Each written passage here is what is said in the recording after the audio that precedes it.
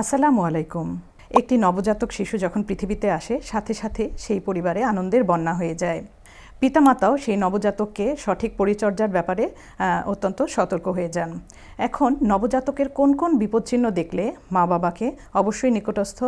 শিশু চিকিৎসকের কাছে নিতে হবে সেটা আসুন আমরা জেনে নিই।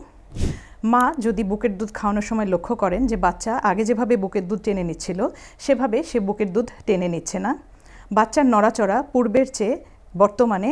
বেশি মাত্রায় কম হয়ে গিয়েছে, অথবা বাচ্চা নিস্তেজ হয়ে পড়ছে অথবা অসাড় বলে মনে হচ্ছে,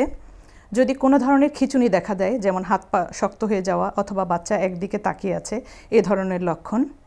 বাচ্চার শ্বাস যদি অতি দ্রুত হয়, স্বাভাবিকের চেয়ে দ্রুত হয়, অথবা অতি কম মাত্রায় শ্বাস হয়, অথবা কখনো কখনো শ্বাস বন্ধ হওয়ার লক্ষণ দেখা দেয়, বাচ্চার শরীরের তাপমাত্রা যদি অতিরিক্ত হয় অথবা খুব বেশি পরিমাণে শরীর ঠান্ডা হয়ে যায়, বাচ্চাকে যা খাওয়ানো হচ্ছে দেখা যাচ্ছে পরপরই তা সবটুকু বমি করে ফেলছে, এবং বাচ্চার যদি নাভি থেকে কোনো ধরনের তরল বা পুজ বের হয় অথবা নাভির আশেপাশ লাল হয়ে যায় অথবা নাভি থেকে দুর্গন্ধ আসে, এই ধরনের লক্ষণগুলোর যে কোনো একটিও দেখা দিলে অতি দ্রুত অবশ্যই নবজাতককে নিকটস্থ শিশু চিকিৎসক অথবা নিকটস্থ হাসপাতালে নিয়ে যেতে হবে। মনে রাখবেন, আপনার সতর্কতা এবং সচেতনতাই পারবে আপনার নবজাতককে সুস্থ রাখতে।